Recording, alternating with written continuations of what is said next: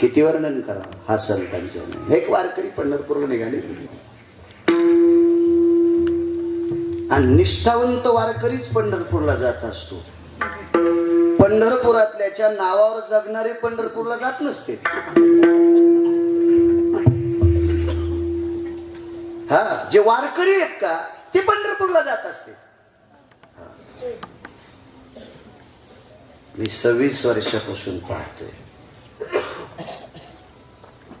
लहान होतो त्यावेळेला एक जणाची रावटी लावायला जात होतो. वा विठ्ठल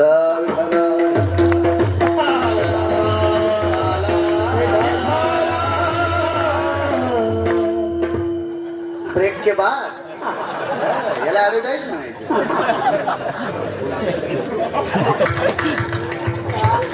नाही रे बापू शांत होत असतंय असं.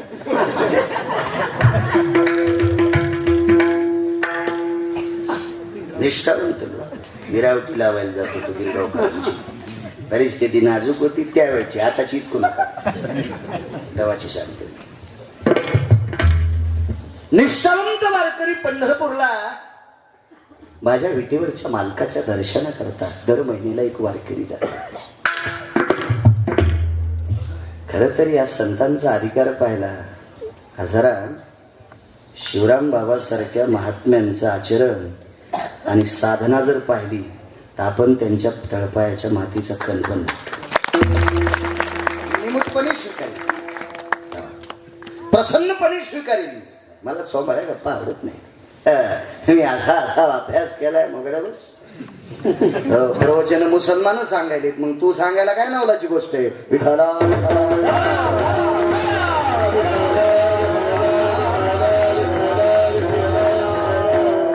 अरे मग पठाण सारखा माणूस ज्ञानेश्वरीवर प्रवचन देतात. ती माणसं प्रकांड होतो. तू सांगायला काय नवले, तू तर आमच्या जन्माला आला.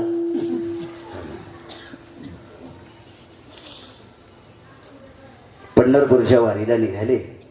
बराच काळ गेला, महिन्याची वारी. पाहता शरीर थकले. काय त्यांचा महिमा, शरीर थकलं शरीर. घरच्यांनी आग्रह केला, ऐका ना धनी, ऐका ना, आता तुमचे पाय चालू शकत नाही. गेल्या 4 दिवसापासून तुमचं अंग हाड ना हाड दुखायला लागलेलं आहे. तुमची सांधी दुखतात, तुमची गुडघी सुजली.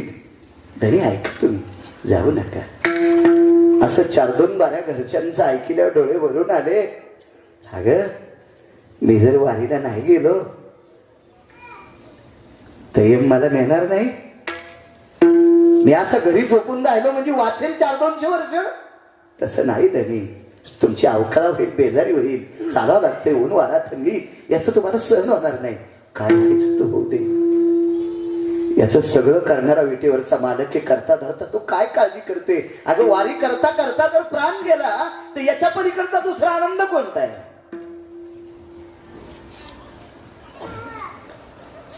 निघतोय आणि मोठ्या उल्हासाने पडशी खांद्यावर टाकली आणि निघाले वारीला. मग मुक्काम दर मुक्काम करीत करीत करीत करीत करीत एका मंदिरात मुक्काम पडला. काय त्यांचा महिमा. उदाहरण क्रमांक 2. काय साधूची व्याप्ती केली होती. का म्हणतात मिळोबर आहे त्यांचा महिमा. महिमे तुमची आमची देख 2-3 जण तारखा घ्यायला आले तेव्हापासून मी फोनवरच घेत असतो. 2-4 जण घरीच आली. एक कमांडर भरून साधी सुधीची बातमी दारात आली. बाई महाराज घरीच आहेत का. मी म्हणलं मन ठेल गेले. अरे महाराजाच्या बायकाले हुशार. एवढी मा तारीख घेणारी दिसायली. मी म्हणून घेऊ दे.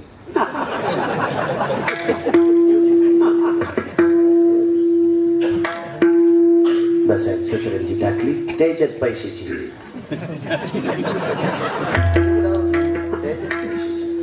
आमच्यावर घेतल्यावर कशी खसखसती कधी तुमची. तुम्ही लय आता उद्या रजिस्टरात नावच्या करून द्याले काय दुसऱ्याच्या. माणसं आमच्यावर घेतली की उगी खसखसती कधी. कुठे लय काय गावची काय काय काय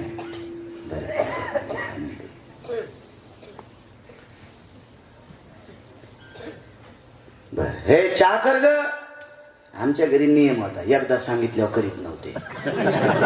तसं हसू नका, मॅच तिला सांगितलं होतं. ही काय येडपट थोडीची येडपट बायको असल्या मी तर त्र्यंबकेश्वरला आलो असतो ना. तू अंगाला काव लावून चालून दे तुम दोरा तुम्हाला हिशोबाई हिशोबाई. तिला सांगितल्यावर मग ती चुलीकडे जात होती, तो चूल होती आम्हाला. आता उरफाट्यात उतराची आली.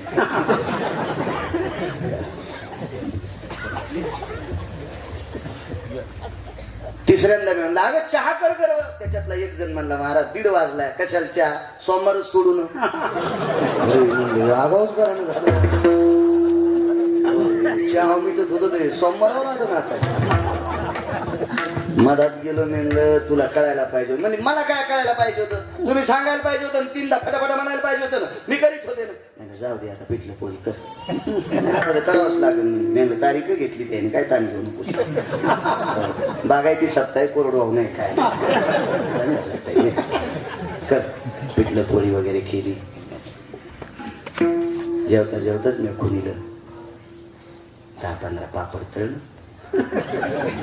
पापड असतील ना जेवताना, लोणचं वगैरे, लोणचातल्या मिरच्या ह्या तळल्या, लोणचं तळून दिलं.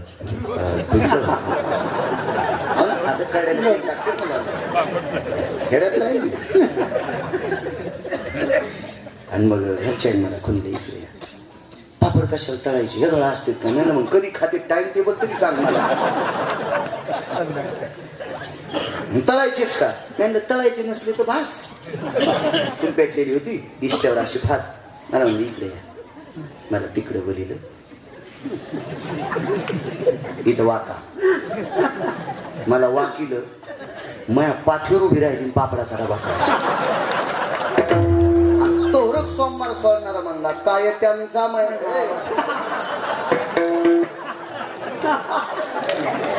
अरे पापड्या बोकंडीवर उभं राहून पापडाचा डबा काढा. तो अम्माई मा होय रे सुमळ्या. विठाला विठाला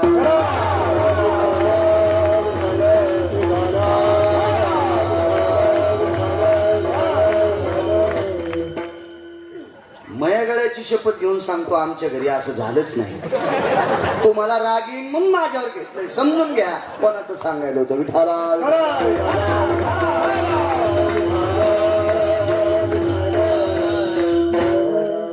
निघाले वारीला. पंढरपूर जवळ आलेलं आहे. काय त्यांचा महिमा मायबाप, काय साधूचा महिमा. मारुती रायाचं मंदिर आहे छोटस. त्या काळात परिस्थित्या नाजूक होत्या. 400 वर्षापूर्वीचा काळ आहे. 400 वर्षापूर्वीचा काळ. परिस्थिती किती बिकट असेल कल्पना करा. याच्या पलीकडे तुम्हाला एक सोपं उदाहरण सांगू का. हा आश्रम व्हायच्या अगोदर आदरणीय सन्माननीय पूजनीय वंदनीय वयोवृद्ध तपोवृद्ध शिवराम बाबा इथं सुरुवातीला आले त्यावेळेला काय परिस्थिती असेल कल्पना करा. काय परिस्थिती असेल, काय परिस्थिती. आज काय वैभव आहे. आज किती मोठं वैभव आहे. आज इंद्राच्या वैभवाला लाजून इतकं वैभव. सुंदर महाराज संप्रदायाची ताकद फार मोठी, फार मोठी ताकद. योग असा आला. त्या गावात मुक्काम पडला. ओळखटी लांबवली. पानवठ्यावर हातपाय धुतली. भोपळा भरून घेतला. त्यावेळेला बिसलऱ्या नव्हत्या ना. भोपळा असायचा पाण्याला. भोपळा भोपळा उमेश भोपळा असायचा रे आकाश. उशाला भरून ठेवला. परिशीतला टाळ काढला आणि मारुती रायाच्या समोर पंचपदी केली. पंचपदी केली. काही नित्य नेमावीन. ते कुत्र आहे का नाही. नित्यनेम न करता जर बुवा जेवत असेल तर त्याला कुत्र म्हणले. कुत्र कुत्र कुत्र. नित्यनेम करायला पाहिजे. काय महाराज महाराष्ट्रात फिरतो. चालता चालताच गण लावतो. हरिपाठ 2-4 अभंग त्याचा काही विषय नाही. अरे तो कीर्तन ऐकणारेच पाप उतू आले. साधना नाही काही. 4 तरी वया म्हणा. एखादा तरी अभंग म्हणा. गडबड असली तर. फारच गडबड असेल तर पहिला पाणी आंघोळीचा तांब्या डोक्यावर घेतल्यापासून हरिपाठ म्हणावा. 4-2 वया रामायणाच्या असतील, नाथ भागवताच्या असतील, ज्ञानोबारायांच्या ज्ञानेश्वरीतल्या असतील, तुकोबारायच्या गाथ्यातले असतील. कुठल्याही संतांची 4 अभंग. साधना आहे माणसाची. ती तपश्चर्या आहे. हो, ते संप्रदायावरचं प्रेम आहे. ती माणसं देवाला आवडतात, नियमातली माणसं. भजन केलं, देव डांगरासारखी गुडघी सुजली होती. अंगाच्या एकाने एका सांध्यातून अशा पिना टोचल्यासारख्या वेदना होत होत्या.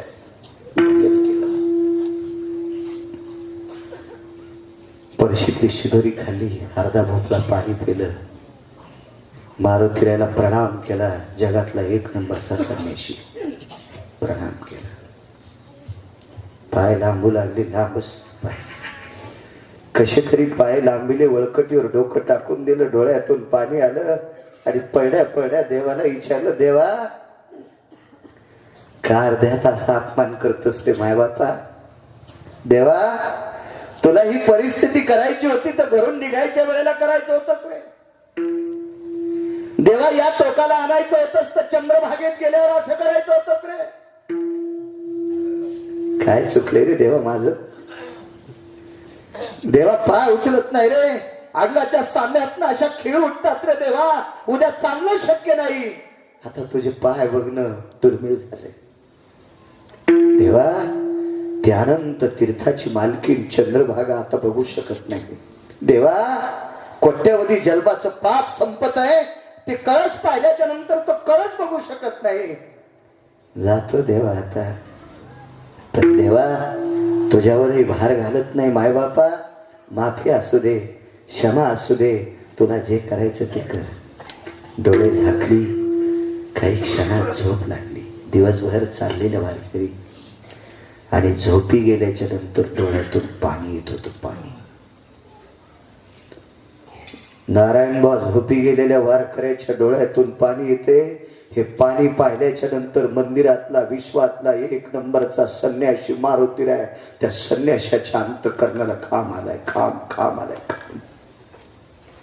देवा दुःखद स्वप्न पडत असते रे, पण दुःखात पडलेल्या स्वप्नात माणूस ओरडतोय, आरबळतोय, पण त्याच्या डोळ्याला पाणी येत नसते.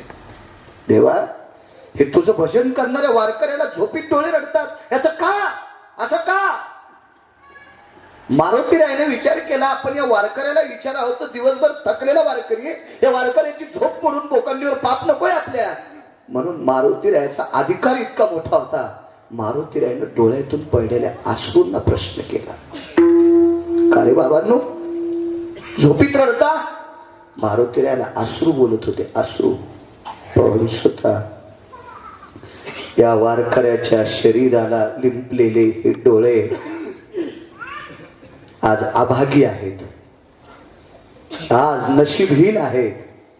का रे? कारण या वारकऱ्याच्या पवित्र शरीराचे आम्ही डोळे, या वारकरी प्रत्येक महिन्याला पंढरपूरला जातात म्हणून जगाचा बाप या डोळ्याला पाहायला भेटतोय. देवा मारुतीराय आता वारकरी उद्या चालू शकत नाही, म्हणून या पापी डोळ्याला पांडुरंग दिसणार नाही, म्हणून हे डोळे झोपीत रडू लागले. कल्पना करा, या वारकऱ्याच्या अंगाला लिंपलेली डोळे इतकी जर देवाच्या दर्शनासाठी आतुर आहेत, तर त्या वारकऱ्याचा अंतःकरण किती आतुर असेल कल्पना करा.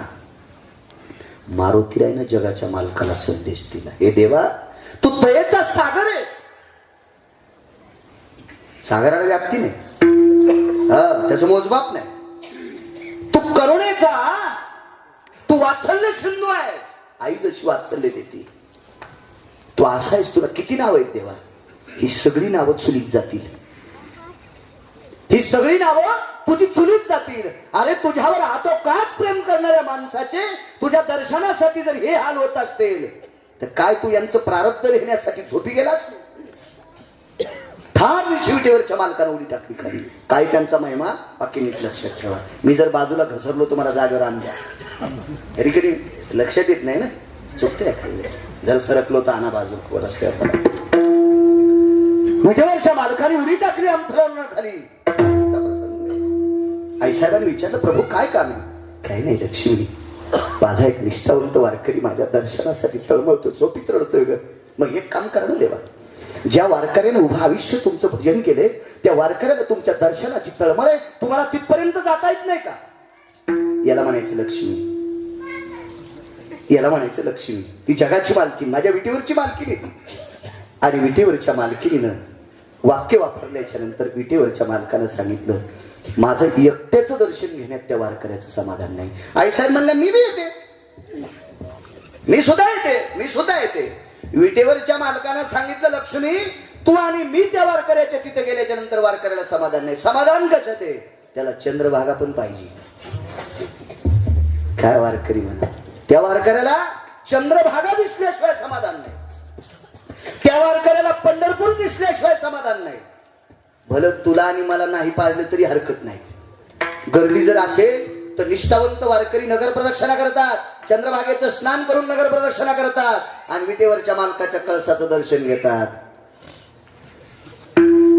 कळसाचं दर्शन झालं की तुका म्हणे मोक्ष देखिला कळस, तुका म्हणे मोक्ष देखिला, तुका म्हणे मोक्ष देखिला कळस,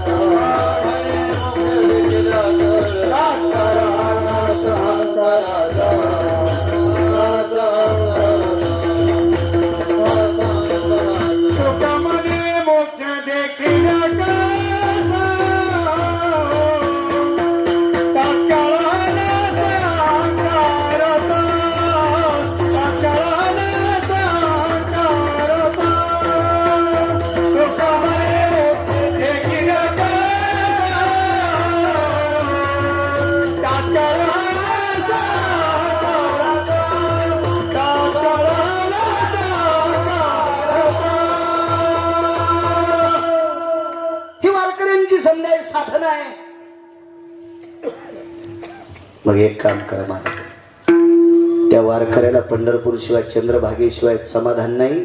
तो वारकरी ज्या गावात त्या गावाचं पंढरपूर तयार करा. काय ताकद असेल, किती मोठी शक्ती असेल.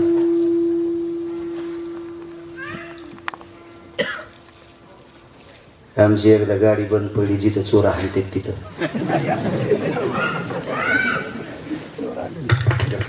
जिथं चोर हाणतेत का तिथंच गाडी बंद पडली. हे म्हणलं महाराज या पाठीवर गाडी, अरे बाप, तिचं नाव बी चोर पाटी.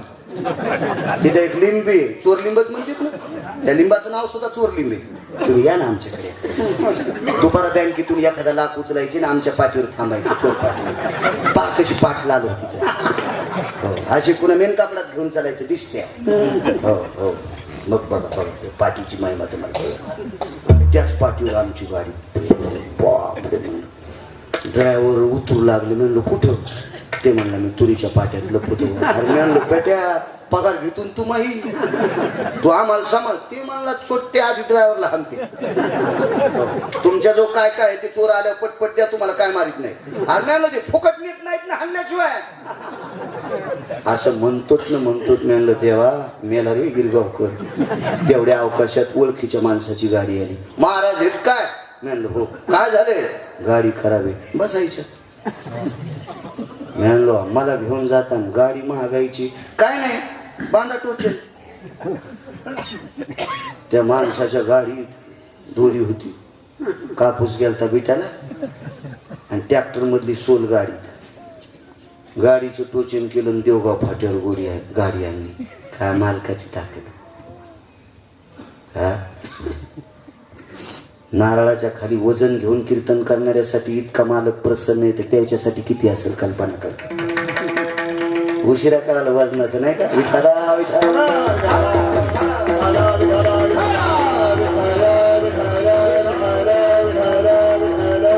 खरा पंढरपूर देवावर करायसाठी.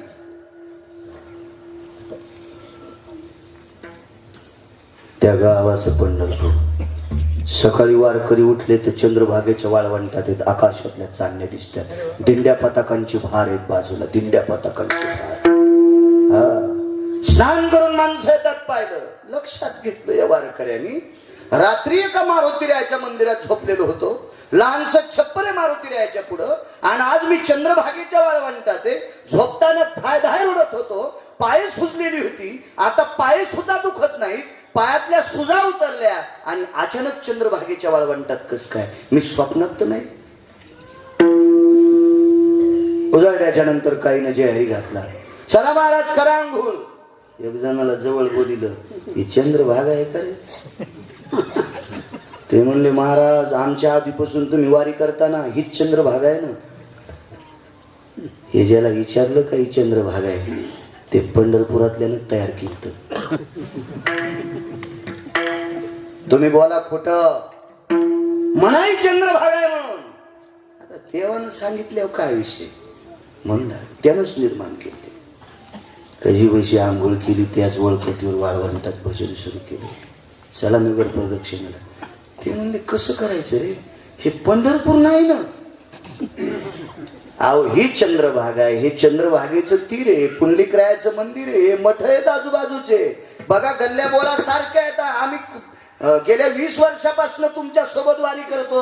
बघा आम्ही तेच वारकरी आहे. मला काय सांगू नका.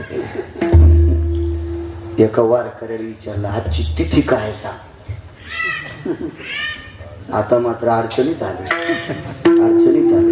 महिन्याच्या वारीचे माणसं दशमीला दुपारी 12 वाजता हजर होतात पंढरपूरला. महिन्याच्या वारीची.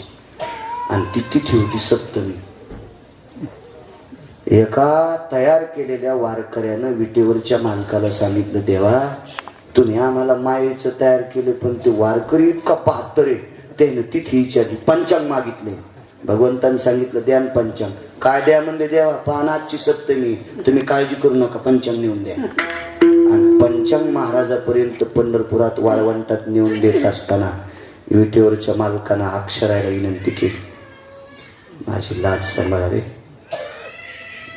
अरे वारकऱ्याच्या समाधानासाठी मी पंढरपूर तयार केले. आजची सप्तमी पण तुम्ही माझी आबरू सांभाळा. आज अक्षरात घुसा आणि आजची दशमी तयार करा. घुसले अक्षरात आणि दशमी त्या दिवशी तरी पथ्य मानायला तयार नाही. काय निष्ठा असेल संप्रदायावर बघा. काय महिमा लोकांचा तरी मानायला तयार नाही. संध्याकाळ झाली. भजन आटोपलं. दिवसभर चर्चा करता करता भजन करता करता भूक लागली आणि पिशवीकडे लक्ष गेलं. आणि मग डोळ्यातून आनंदाचे अश्रू आले. मला ह्या खोट्या तयार झालेल्या वारकऱ्यांनी फसिलं असेल. हे मायेचं तयार झालेलं पंढरपूर यानं फसिलं असेल. मला ह्या मायेच्या तयार झालेल्या चंद्रभागेनं फसिलं असेल. पण त्याच्यातली शिदोरी मला फसिणार नाही. बराच काळ आईनं शिदोरी करून द्यायची. कालांतरानं पत्नीनं शिदोरी करून दिली. नारायणबा वारकरी बुवा शिदोरी काय होती माहितीये. चपात्या भाजायच्या. लाल जरद चपात्या भाजून त्याचा चुरा करायचा. त्याच्यात गावरान तूप टाकायचं. त्याच्यात गुळ टाकायचा. त्याला मलिदा म्हणतात. आणि मलिद्याचे लाडू करून द्यायचे. जेवढे मुक्काम आहेत तेवढेच लाडू. मुक्काम कधी कधी वाढत असतात कधी कधी कमी होतात. तिथीचा जर क्षय झाला तर मुक्काम कमी होतात. आणि तिथीची जर वृद्धी झाली तर मुक्काम वाढत असतो. घरच्यांनी विचारायचे किती मुक्काम. एवढे. रोजचे 2 लाडू. सकाळचं भजन आटपल्याच्या नंतर काकडा आटपल्याच्या नंतर 1 लाडू खायचा आणि चलत राहायचं. संध्याकाळची पंचपदी आटपल्याच्या नंतर 1 लाडू खायचा आणि झोपायचं. रोजचे 2 लाडू. ती पिशवी हृदयाशी धरली आणि त्या अन्नपूर्णेचे स्तवन केलं. हे अन्नपूर्णे ज्या माऊलीच्या पोटी जन्म झाला त्या माईनं आतापर्यंत शिदोरी पुरवली. पण हे अन्नपूर्णे आई वडिलांच्या कृपेने प्रपंचात पडलो आणि एका स्त्रीची मी पती झालो. ती माझी सहचरणी झाली. माझ्या त्या वारकरी पत्नीनं स्त्रीनं मला शिदोरी करून दिली. देवा मी संप्रदायाचं नाव निष्ठेनं जोपासलं असेल आणि माझी सेवा त्या स्त्रीनं पतिव्रता म्हणून केली असेल तर तिनं करून दिलेल्या शिदोरीचा अवमान नकोय. अवमान नकोय. अन्नपूर्णे तू सांग. शिदोरीची पोटली सोडल्यावर लाडू 4 सापडले. आणि मग एका वारकऱ्याला बोलिलं हे पंढरपूर खोट आहे. लाडू पिशवीत 4 शिल्लक आहेत. त्या आरती पंढरपूर अजून 2 मुक्काम लांब आहे. ते ठिकाण होतं अकलूज. नारायणबुवा तिथंच पंढरपूर तयार झालं. आणि मग विटेवरच्या मालकाला आता पंचायत पिढी आता भेटावं लागते. जगाची मालकीन आणि जगाचा मालक त्या वारकऱ्याकडे आले. त्या वारकऱ्याचं नाव होतं गोलोबा आंबिले. श्रीमंत श्री जगद्गुरु तुकोबारायचे पिता श्री विठाला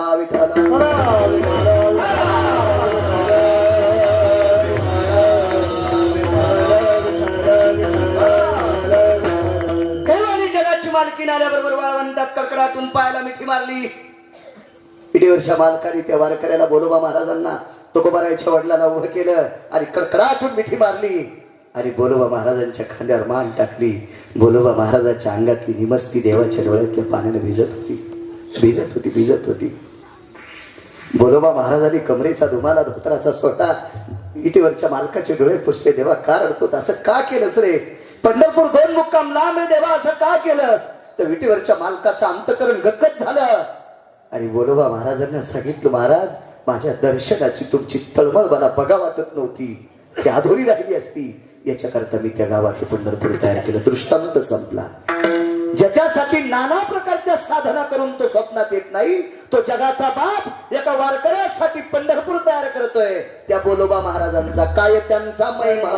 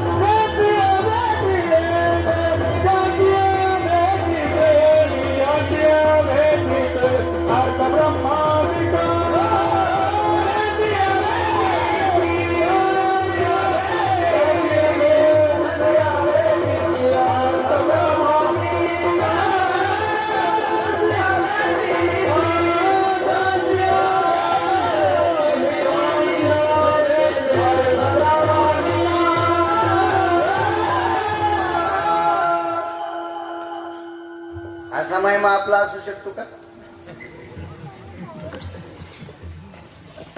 मगाशी पाहिले साधं गोळ बोल एका निष्ठावंत वारकऱ्याच्या सानिध्यात फिरतय. ते आता हळूहळू बोलायला लागले. काय ताकद असती भजन करणाऱ्या लोकांची. डॉक्टरची कॅसेट गुंडाळून याला नीट करायला. आणि किती डॉक्टरला मुख्य पोरं दाखवायची तुम्हाला? किती डॉक्टर दाखवायचे त्याला पोरं मुख्य येतं? हा, बाप पोराला नीट करू शकत नाही का? नाही करू शकत. त्याच्याकडे ती योग्यता नाही. बा साधूच्या सानिध्यात हे बोलते हो बोलते. हे जिथं जागतं प्रमाणे